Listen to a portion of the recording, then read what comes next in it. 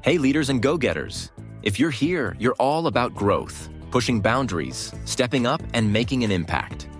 But when it comes to your career, are you leading the game or just playing along? Whether you're chasing a promotion, switching careers, or just want to stand out, it all starts with one thing, your executive summary. And guess what? We've got the Ultimate Executive Summary e-playbook, and it's 100% free. This step-by-step guide will take you from a blank page to a bold, standout executive summary that grabs attention and gets results. It's time to stop blending in and start owning your career story. Download your free copy now at leadthegame.org/free resources. And while you're there, check out 3 more powerful tools to help you take control of your career. Don't let your resume ride the bench. Get in the game. Head to leadthegame.org/free resources and grab your free e-playbook today. Now back to the show.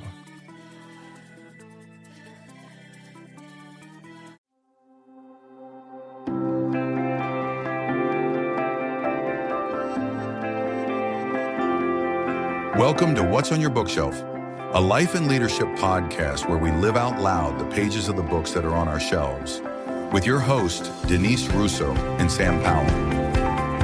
Hi, everyone. Welcome back to another episode of What's on Your Bookshelf. This is our life and leadership podcast where we're living out loud the pages of the books that are on our bookshelves. My name's Denise Russo. My friend is Sam Powell, and together we are reading Cleaning Up Your Mental Mess by Dr. Caroline Leaf. Today, we do hit the halfway mark in the book. How are you doing today, Sam? Good. I know, I can't believe we're halfway through this. I think I say this all the time. It just feels like one of those things that I'm reminded of the quote. There's like 2 quotes that are similar-ish, but it's essentially the idea of like things happen slowly and then all at once. And all the books always feel this way because we're just doing it chapter by chapter. And I'm often reading them as we go. Like I'm reading and recording, with you. You're better at reading farther ahead or of like rereading books or things like that. But so it just feels like this iterative little bit. And then all of a sudden we're halfway through. All of a sudden we're done. All of a sudden we've done 3 years of this. And it just feels crazy. But I think that I don't know. I think that's kind of what she's sort of getting at in, how even just, cleaning up your mental mess, reimagining your brain and things like that. It happens bit by bit and then all of the sudden type of a thing. I look back to some of the books that we've read, and it's almost as if you could see the threads from the other ones and how they fit into this one. And to your point, some of these books we read over 3 years ago, but there's still things that I remember. And then there's lots of things that I don't remember. But I feel like since this book was set up so that the first half was teaching us the science, it's hard to remember all that part, but at least it sets the stage for this next part, which is about how do you actually apply this into your life. This part actually is part 2 is the practical application of the neurocycle. And even in reading these last chapters of the book, I think you're going to find, and the listeners that have been with us for a while will find these glimpses of some of the things we've already learned about obstacles and about taking control of your life during difficult times and how to be happy despite your circumstances and how to learn lessons that will survive past you to become your legacy. So I'm looking forward to diving into the 5 steps of the neurocycle, which is chapter 8, where we are today, because I don't think that it is what she says on the cover, which is simple. 5 simple steps. I don't really think it's simple, but let's see how it goes, because we're going to have to do some experiments on ourselves, I think.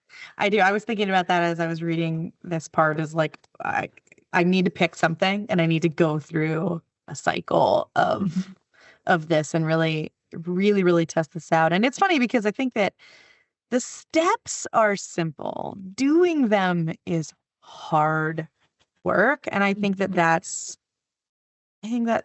all the stuff that's the best in life to me, right? It's that dichotomy of it feels like it's easy, right? It feels as if it's a simple thing, but to actually make changes, to actually go get the life you want, to actually clean up your mess, to go get happiness, to embrace your obstacles, it's hard work, but it's worthwhile Mhm. work, even as you work through this simple path to get there. It's hard. You think about going to the gym. I was thinking about this recently because I actually was touring this facility that has a gym inside of it. And the layout was super simple. There's some treadmills, there's some bicycles, and there's some weights sitting on a shelf and maybe like some balls and yoga mats.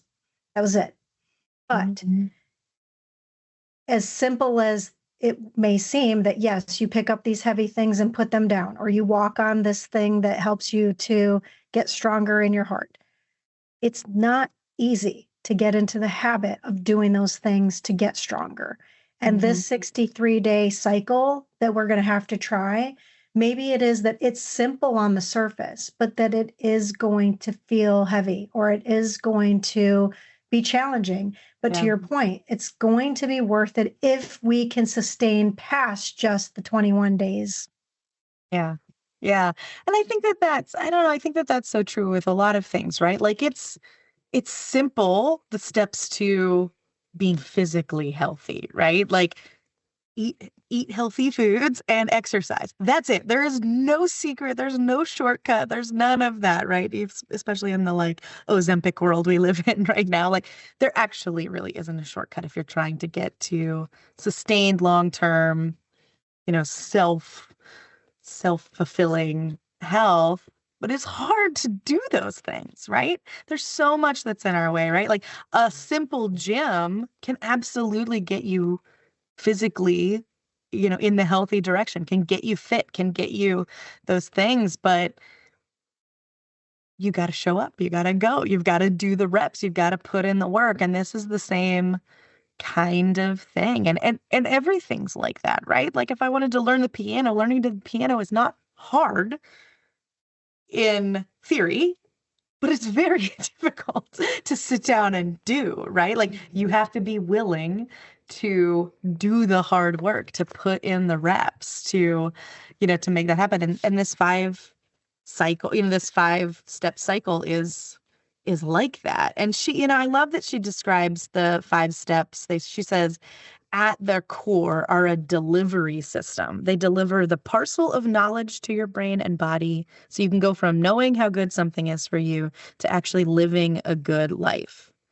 This is what this means is that you can learn to use your mind and discipline your mind, your thinking, feeling, and choosing to go from knowing about good lifestyle decisions to actually making good lifestyle decisions, right? And I think that that's the gap we're all struggling with in some aspect of our life, right?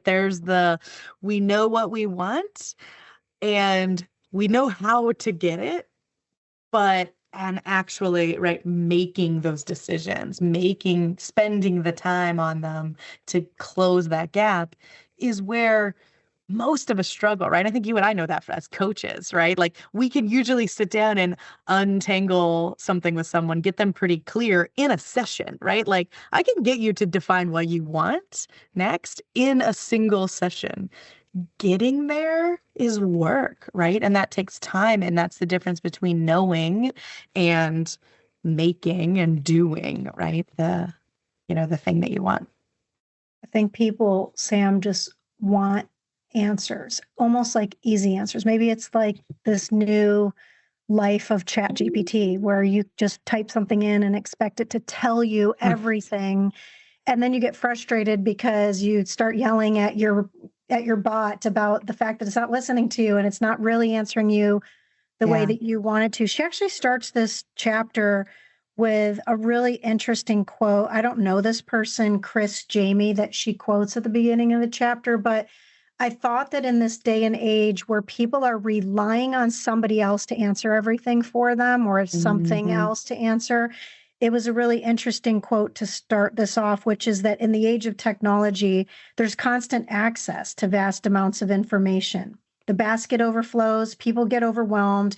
The eye of the storm is not so much what goes on in the world, it's the confusion of how to think, feel, digest, and react to what's going on. And so when we are going through this chapter, it's important to remember that your brain not only never stops thinking and your mind never stops processing, but at tremendously fast, enormously high volumes of synapses in your thinking, Yeah. right? Yeah. So she said you can't go 3 seconds without thinking. Mm-hmm. Mm-hmm. Yeah. And I think I love that quote. And as we were talking, I was actually just flipping back to it and then you started to quote it. So yeah, I think it's that, like, in this world we live in, you can find out any piece of information that you want. Everything we know is accessible. But the problem is, what do you do with it, right? Like, what do you do with this? And this is where I think this approach is the difference between the people, like, right, the people who really embrace something like this and get to this deep level of like taking control of their mind. That's the difference between like real sustainable, peaceful, like successful life that you want versus somebody who might accumulate. I've seen a few things this week where people are talking about more, or, you know, they're a concept of like kind of this hustle culture of like, I go, go, go, go, go. I get, I accumulate, and then it feels empty, or it feels, you know, like I've just hustled for what at the end of the day. And it's, you know, I think she made the argument in the first half of this book, like it's deep thinking that we're wired for. It's the, what do you do with the information? Like, okay, that's great. Like, and I think about scrolling TikToks or reels, like the short form videos. So much information that like lights up my brain for a hot second, and then I move on. It lights up my brain for a hot second. And honestly, I'd be better off watching one short video and then spending the rest of that time I'm scrolling thinking about it, right? Getting into the depth of it. And that's really what these 5 steps are about. And I don't think we've actually talked about them, but the 5 steps is 1, gather, 2, reflect, 3, write, 4, recheck, and 5, active reach. And like, I think about the first half of this book and all the scary, scary things and all the data and all of the like, we will change your whole life by you implementing it. And then these are the 5 steps. And I'm like, what?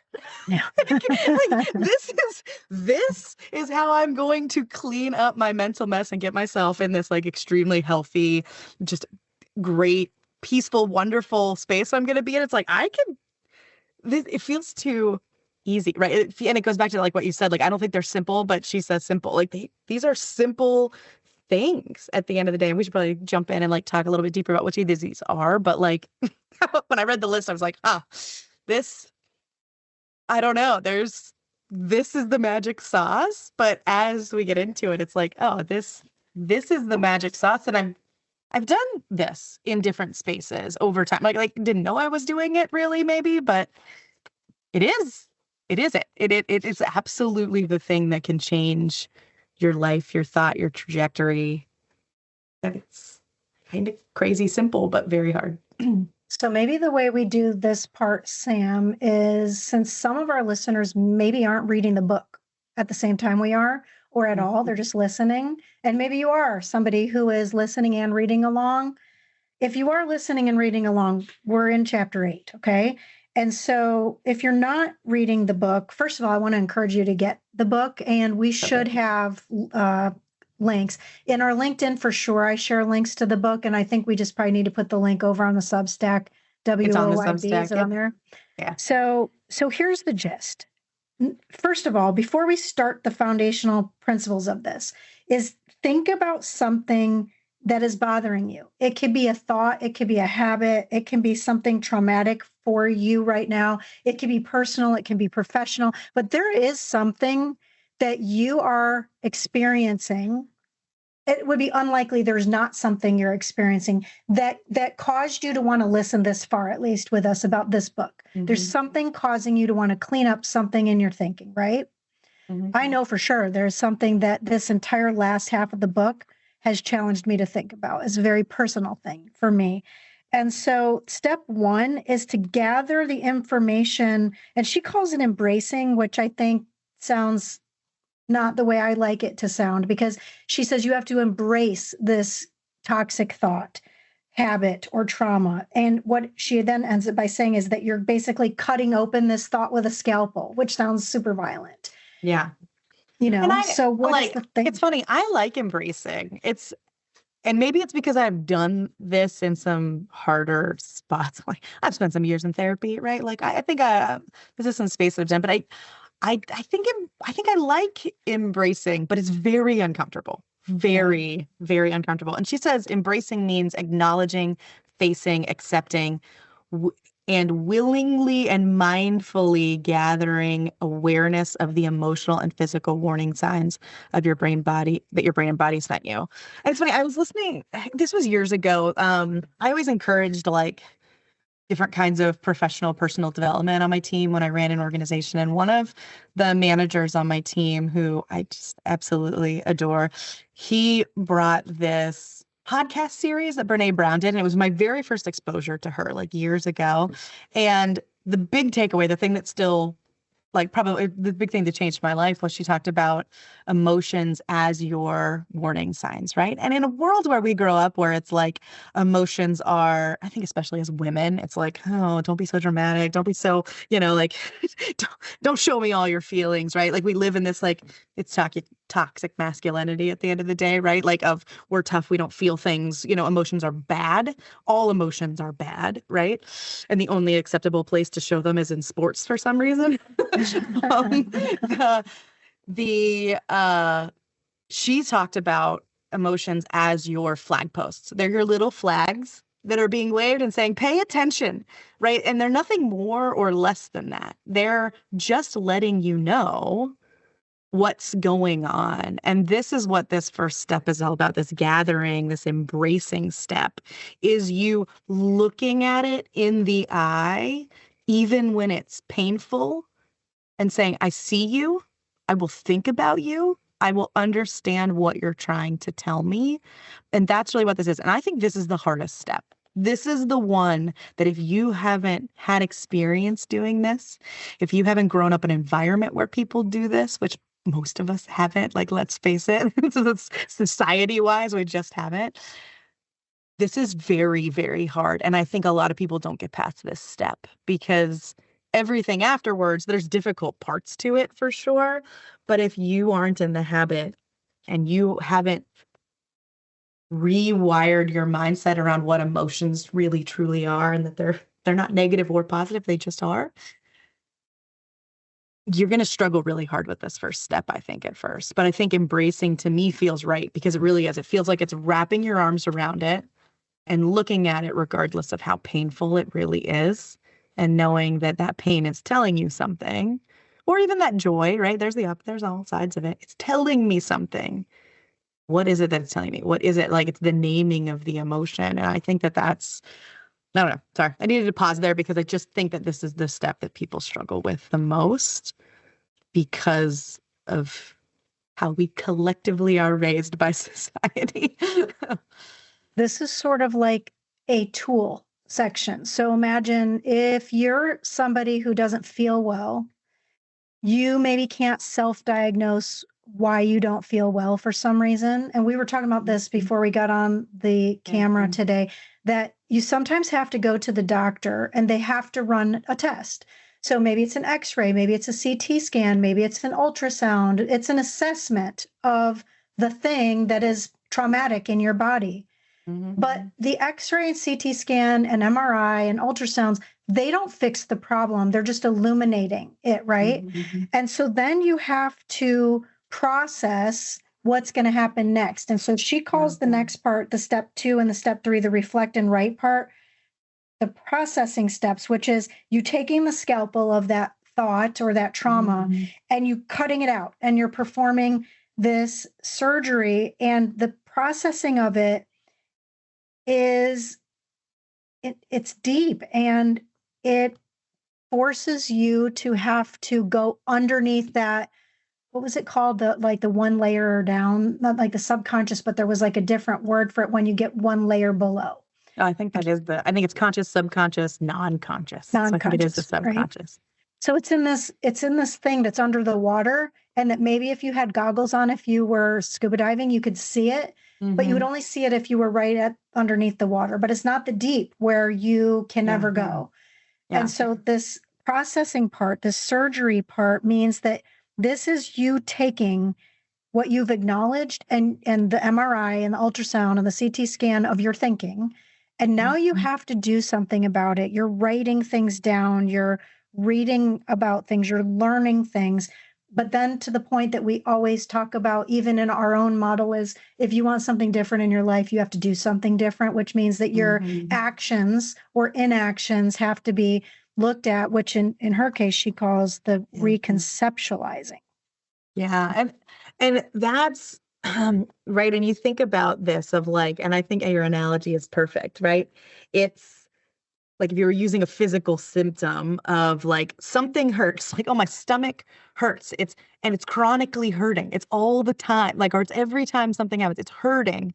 And you, instead of ignoring it, right, you look at it, and that's that first part of the acknowledging, the embracing part of it. Okay, I see you, pain. I see you, trigger. I see you, thing that is happening. And then the second step where it's the processing is, like you said, okay, now that I've got the CT scan and I'm looking at it, what is it telling me, right? Like, what's the impression of it? I just had a CT scan last week, and it was like, what's the impression of it? What, when I go and look at everything, is it telling me, is the thing that's there? And what could be the cause of that? And going to that deepest level of, okay, I'm seeing that there is this obstruction or there is this thing that's going on, but why is that there, right? Like, what caused it? And she talks later about using the 5 why process, which I use in business all the time, of like, why is this happening? Well, why is that happening? Well, why is that happening? Well, why is that happening? And if you do it 5 times, you get down to like root cause, essentially. And it's really that, like, getting to that super deep, well, what is the actual thing that's creating this, obstruction? Like, I think about like kidney stones, right? Or like an easy thing, like, oh, I have this pain all the time. And it's like, okay, we ran the CT scan and it's kidney stones. And you're like, okay, but what's causing the kidney stones? It's like, oh, well, you drink an inordinate amount of sweet tea. And like, your body can't process that, right, regularly. And so it's like that. It's like, well, what is that, right? It's like between your body and, the thing that you're doing to your body, it's having this issue, right? And so it's really getting down into it.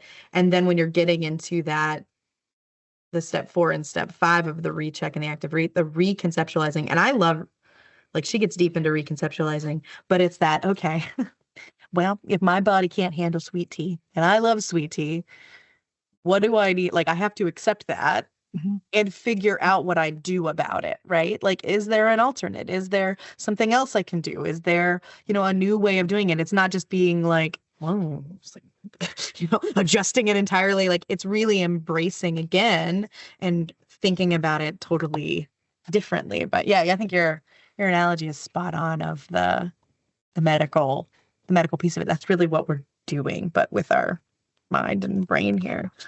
So if you think about whatever that thing is that you're thinking about, awareness, this is not like woo-woo mindfulness stuff. This is science. We spent an entire first half of the book talking about the science, and here's the gist. Once you know what that thought is or that thing that's bothering you personally or professionally, it could be a relationship thing. It could be something about the tasks that you're doing. It could be about how you use or misuse your time in your life. Whatever the thing is that's bothering you, what happens is once you become aware of the thing and you accept it and I guess embrace it is the point, that actually tells your body to release some specific chemicals, and that switches your genes on and off, and that flows your energy to your brain and blood flow and oxygen to the front part of your brain. And if you do this with this process that Dr. Leaf has, she says that you can repair damage. This is, remember, we said last week, I think it was, that your brain is damaged. That's just truth. And that's the science behind this, but it doesn't mean your brain is broken. It just needs to be repaired. And so you repair the damage from this emotional intensity and chronic unmanaged stress by acknowledging and accepting and reminding yourself. And then you move to the next step, which is, well, what do you do with this piece? And it goes into even more science of what happens to your body physically, because you actually have to get rid of the poison, if you will. And so you might feel sicker first, right? Like when we were talking about having the flu and stuff, you have to throw up and you have to have other things coming out of you in order to get the sick out. Yeah. Yeah. And I think that that's where, like, this is where it's a simple process, but it's a very hard process because you are facing things that are deep, that are from your childhood, from events that have happened to you, right? That are things that are really in your way. And, and like you said, then you get into the place of, well, what do you do with it? And she talks about this reconceptualizing, and that, she says that reconceptualization is the recognition and removal of the chains that bind you to the past. It's the trial becoming the testimony. It's incorporating your story, which is now redesigned with the pain accepted and neutralized. And like, that's different, right? Because I think about like surface level stuff where they're like, oh, you have a negative thought, replace it with a positive thought. And it's like, that's not what we're doing here. That the part of the strategy, right, that we get into of like one of the things that we do in some spaces, but that's not what this really is. This is, again, like facing it dead on, accepting it for what it is, knowing that like, yeah, I went through this pain, I went through this entirely, and integrating it into your life. And like this, to me, this reminds me so much of like the grief journey that I went through when we lost our son, is that like, I think grief is so misunderstood. And I had somebody the other day, like somebody who like is a professional, like therapist, like talk to me about like, I was talking about something and I said, this is a grief to me. And they were like, well, you don't need to be sad about it all the time. And I was like, I don't mean, that's not what I mean with grief. Grief is so much deeper and broader. But like the thing about deep, deep grief is, and especially on a loss, that like on the other side of it is that you have to integrate it into your being. And I think that's what this reconceptualizing really is, right? It's not, we're not avoiding, we're not doing it. We're making it part of our story, but we're making it not hurt as much every time we touch it, right? It's like you're making it part of who you are, what you've gone through, how you face things, how you adjust things, and you're finding the path of like peace and acceptance in it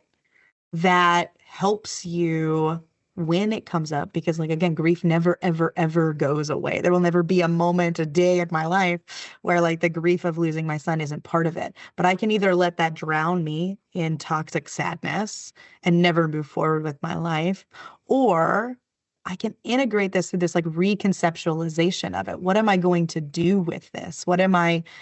How does this change how I show up and what I do in the world? And she says, rather than honoring the past, it's not about ignoring or suppressing what you've gone through, but rather honoring the past for the growth it has brought into your life and incorporating this change into your day-to-day living. And like, that is a huge difference. And again, like I've experienced this firsthand in a very big way. And it is absolutely like, I feel like I can give a testimony to this. Like, it very much is a big thing. And especially when I see how I approach and handle this compared to other people who've gone through something similar, it changes the entire trajectory, right? And if you go back to Atomic Habits, you should be far more concerned with your trajectory than your current outcome or situation. And I think that reconceptualizing is like the big difference in this whole system, that you've got to know you're going for something much deeper than we're just replacing the sad with the good, right? The hurt with the pleasure. It's my hope, really for myself, but for the listeners as well, that what the ultimate end to this book will be is the realization that this is about evolution. Every day you have an ability to not replace who you are, but to adapt and remodel who you are and not just to focus on who you're becoming. Like my word of the year is becoming. And I'm focusing on that, but I'm focusing on it in the moment of each of the days. And so we were talking earlier about how the weather has been a little bit cold for Florida recently, not at all like Pittsburgh, but cold for Florida. And all of the plants are just dying. We got a message from our HOA, and the message said, do not hastily chop down all of your bushes and your trees and your plants until the weather warms a little bit and we can see if the roots are still intact. If the roots are still intact and the ground warms up, there's potential for regrowth, rebirth, renewal, revitalization of what looks dead on the surface. I'm looking at this stuff outside and thinking, I just really want to pull all this stuff up because it looks terrible in the yard. There's things wilting, they're brown and dried up or too oversaturated from being cold and having the frost. And she actually talks before she ends this chapter with the analogy of these 5 steps like a tree. And that part I highlighted almost the whole entire section of going deeper into this because she says that step 1 part is you looking at the tree and gathering an awareness. Like if you could look out your window right now, I have a tree outside my window and she says, be aware of branches and leaves. Those are the behaviors that you attach to emotions, which is the tree itself. So I'm looking and that tree right now, because it's winter time, doesn't have a lot of leaves, but I live in Florida. So there's a lot more leaves than are on your trees right now in Pennsylvania. And as I'm looking at it kind of waving back and forth out my window right now, I can see some of them falling off, but there's a lot that are hanging on. There's a lot that are hanging on by a thread that you could tell are about to fall off. But there's also ones that I'm looking at out the window, Sam, that look really strong. They're not moving at all and they look stable. And so that's really around what's the awareness about those things that we attach to these emotions. And remember, this is about bad, traumatic, stressful, the bad thinking and how we're changing that, because we may not always want to focus on just the bad, but you don't need to right now focus on changing something good unless you want good to be great, right? This is about changing all the bad stuff to make way for better stuff. Right. These are the things that are in your way, stopping you, preventing you, slowing you down, causing you stress over and over and over again. Like you don't have to attack every single thought in your head. Some of them are just fine. This is about really finding the ones that are in your way and identifying those and embracing them. And I love the tree. I also highlighted the entire tree analogy because she goes on to talk about like when you get to step 2, it's really about like focusing on the tree as a whole, right? The branches, trunk, roots, which are really the details of like your behaviors, emotions, what perceptive they bring and where they come from, right? So it's really like taking that step back of like, I look at the tree, I look at the leaves, I look at everything observable and observe what it is. Then I understand why is it what it is, right? Like what is happening? What is it telling me? What's the story here?